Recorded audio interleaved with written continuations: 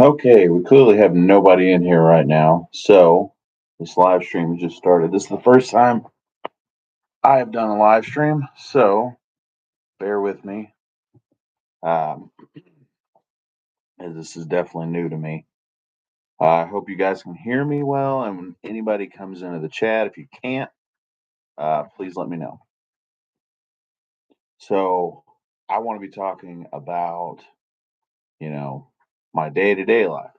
I'm trying to build my name, Big Bill, as a strongman competitor, as an influencer, and share my journey with you guys, um, both in and out of the gym.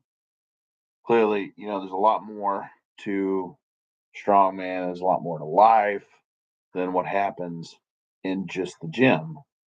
And I want you guys to, be able to see that. I think it's important for you to see, the ins and out of what you have to do to compete on that level, to you know prep your body for something like that, the training necessary, the dieting. You can watch videos where Brian Shaw or Eddie Hall or Hawthorne Bjornsson or any of them talk about what it takes, what they go through, and what they do in order to be world's strongest man. And so,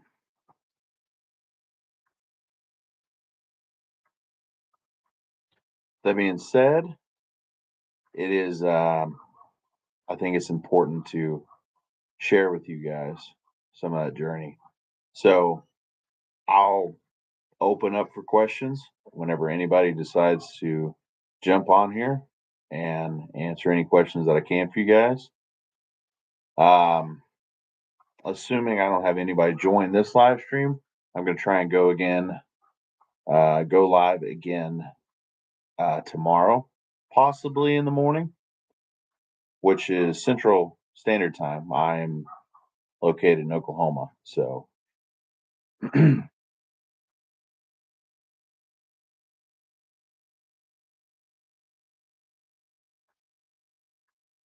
but anyways, just throwing some information out there because I don't know if it records this. I mean, I see the live thing popping up, but I don't know if it'll add it to my channel later so you guys can go back and watch this. I think so. So I don't know. So forgive me for not knowing. I went into the military, United States Navy, right out of high school. And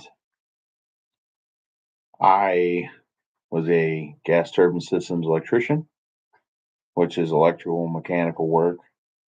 I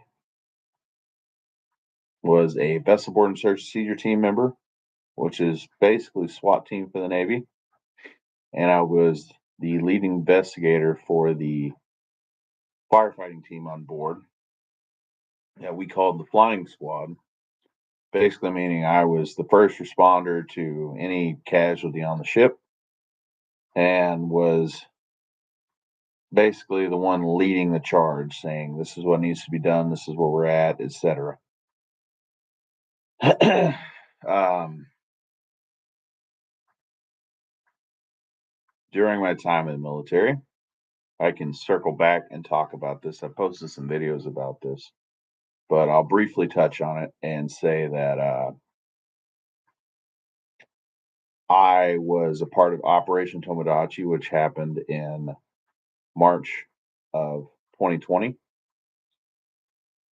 I'm sorry, not March 2020, March of 2011, where a 9.2 earthquake came in and hit the coast of Japan, which caused a tsunami that came in and killed and injured tens of thousands of people, caused a nuclear reactor in Fukushima to explode.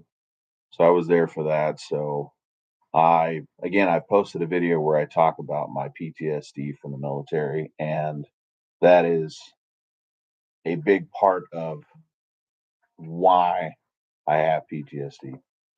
Um, I see the faces of the people that were hurt and died in my dreams at night. And it likes to haunt me.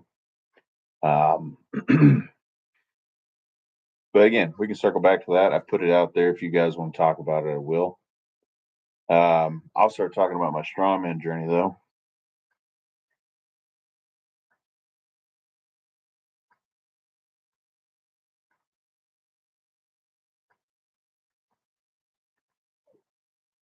So I I started training for strongman.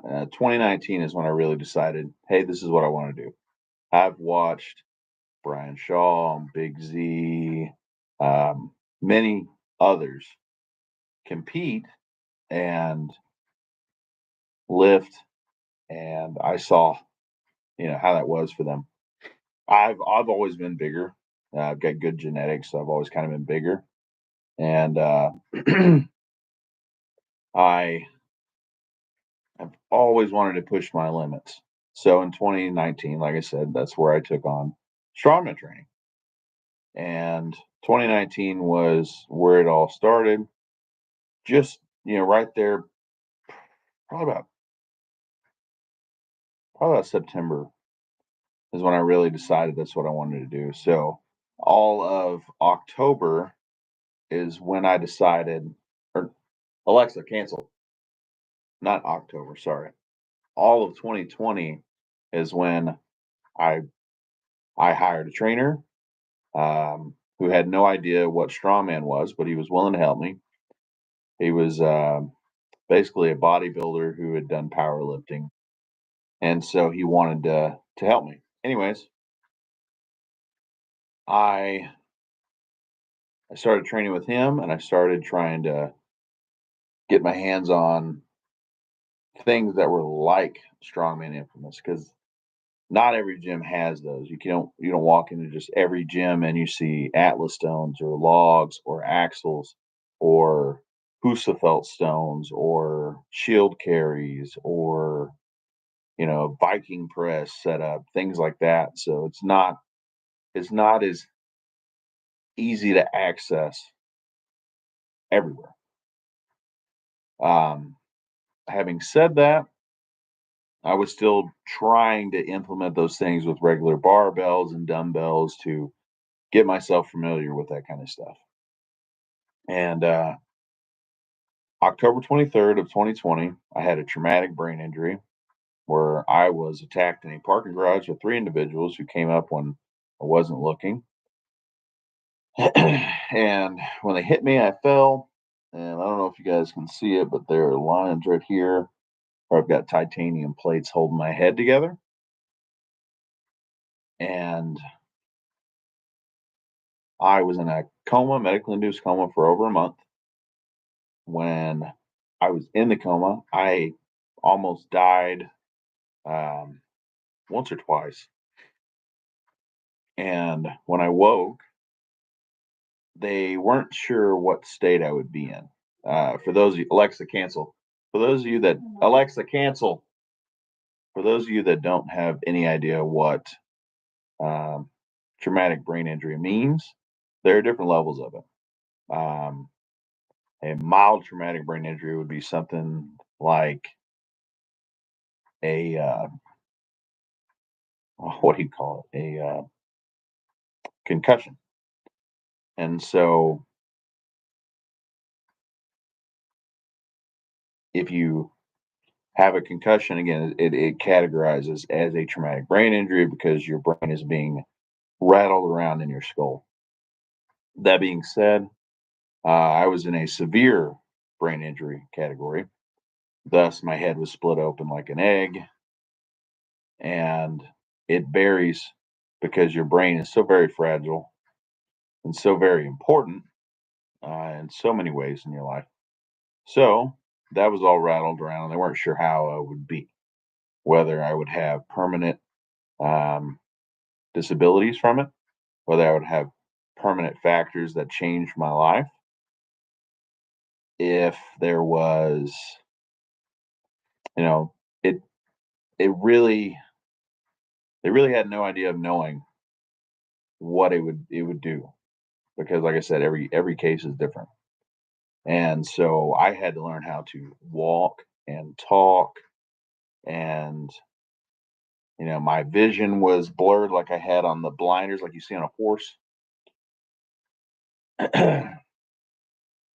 I had, hearing loss. I have smell loss. I haven't been able to smell something since 2020. That being said, I can smell something, and it's like something you like. Man, I've smelled this before, but I don't know what it is. And everything, and I do mean everything, smells like that same smell. But it has to be strong, and like a strong smell for me to be able to pick it up. But when I do, I can't tell what it is. And as strange as it may seem, like I don't remember what things smell like. I really don't. I have no idea. You know, you can tell me, oh, that's a pretty flower, and it smells like a flower. Well, I have no idea what that smells like. It's like my brain forgot. So that's very confusing. Now, typically, your smelling ties into your taste buds, and I'm very fortunate and blessed to say that that did not happen to me. I can still taste, which is amazing because I couldn't imagine what life would be like if I couldn't taste things. Not being able to smell them is bad enough, but not being able to taste them would definitely suck more. Now, that being said, I I was told that I probably would never be able to lift again, just because the amount of strain that it causes your body and your brain from the pressure and everything else to be able to lift heavy like I do. And back then, I wasn't lifting as heavy as I am now, but they told me that I probably wouldn't be able to do that again. And I told them that I'm either going to do it or it's going to kill me. I'm not willing to give up on my life. I'm not a quitter. I've never quitted anything. So I'm not one to just walk away and say, okay, well, it is what it is. So, having said that, I had a long journey ahead of me where I spent the next 6 months learning how to walk and talk and do all of those things all over again. And it was tough. It was a long 6 months, needless to say. But I didn't give up. And because of that, I was able to see about a year and a half after that. So May of 22, I competed in my first strongman competition and took fifth place in the open super heavyweight. Um, so I had succeeded. I had turned it around. I did what I set out to do. Now, after that competition, I had a lull in between training where I didn't really dive back in. Like I would play around with implements and stuff at the gym, but I wasn't even really going to the gym very much. I had some hard things in life come up that really set me back. Now, because those things set me back, I ended up, like I said, walking away from training. I couldn't do it. Um, so it wasn't until September of 23. I'd started training a little bit before that, but it wasn't anything serious. But September of 23, I got married for the first time. My lovely wife, Jennifer.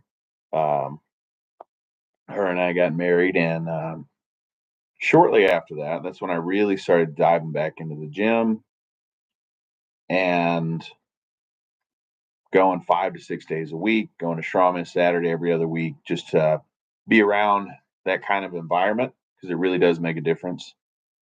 I wasn't training at a strongman gym. I was training at a regular commercial gym, a Nautilus nearby. And while I was there, I would, push myself really hard. I was doing like a bodybuilding split where it's they call it the bro split, and I would do a different body part every day.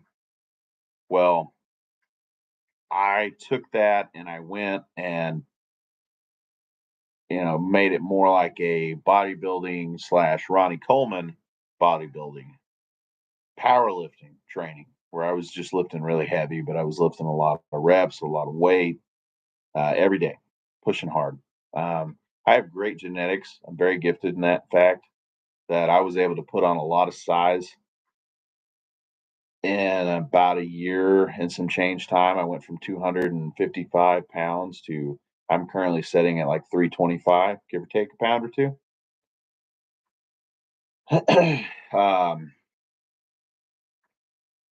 I don't eat an excessive amount. A lot of people think that I do, but I don't, as far as for somebody my size. But we can talk about that if anybody wants to go back to that. I am not on any kind of steroids. Don't have any need for any of that stuff. I know there's a lot of controversy about it, and I'm sure a lot of people don't believe me, but I'm not. Um,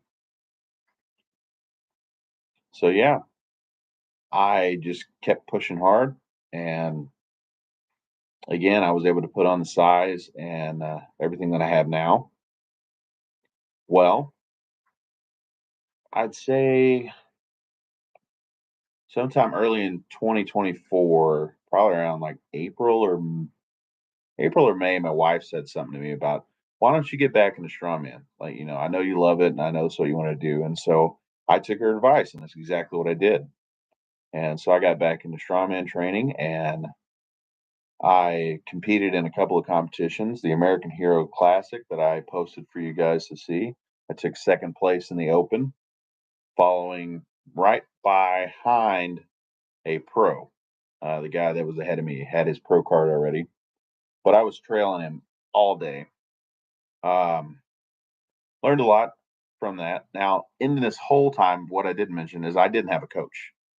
I've had some coaches point me in the right direction, kind of give me some advice along the way, but I didn't have a structured training plan that was provided to me by any coach.